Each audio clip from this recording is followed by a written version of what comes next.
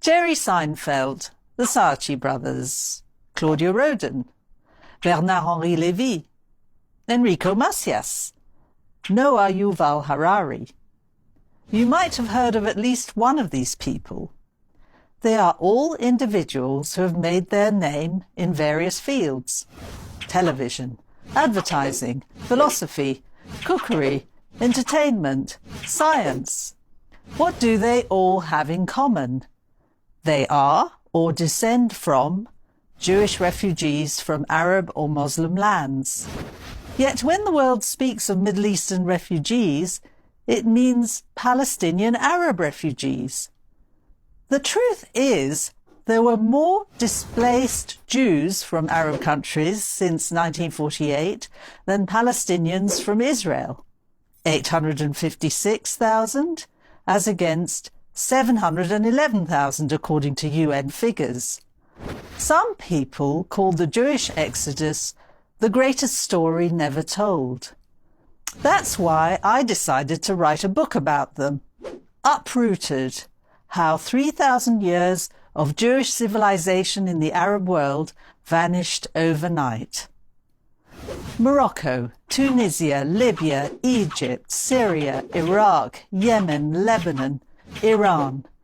Jewish communities in these countries had in many cases been in continuous existence for nearly 3,000 years, since biblical times.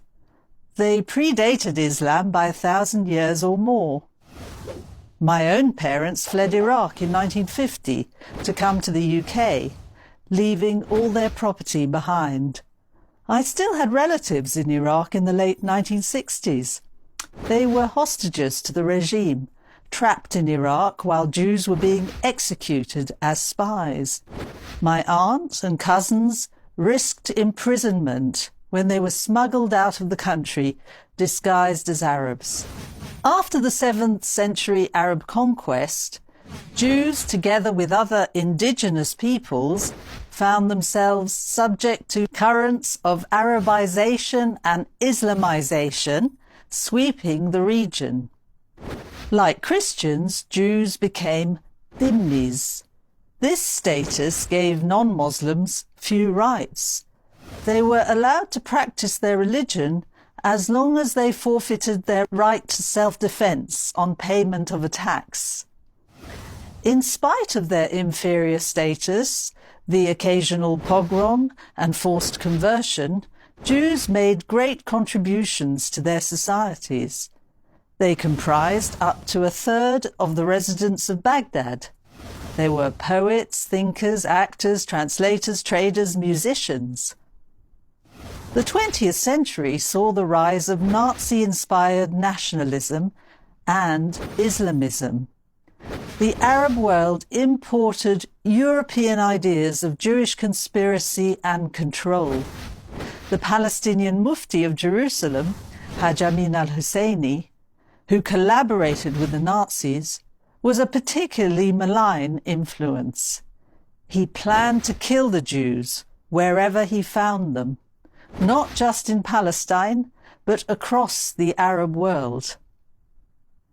Until 1948, there were 1 million Jews living in the Middle East and North Africa.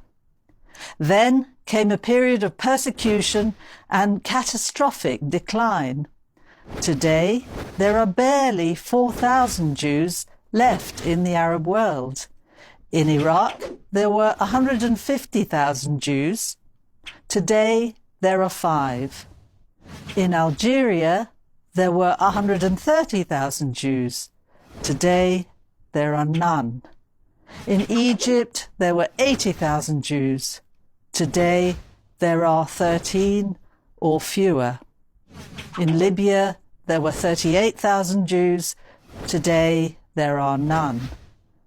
There are still functioning communities in Morocco and Tunisia, but these comprise barely 1% of their former Jewish populations. Communities in Turkey and Iran have also dwindled dramatically in the last few decades. Needless to say, the Jews lost a huge amount of lands and property. Some say it is worth twice what the Palestinians left behind in Israel. The Jewish exodus is often linked with the creation of Israel, as if to infer that Israel caused the mass flight of Jews.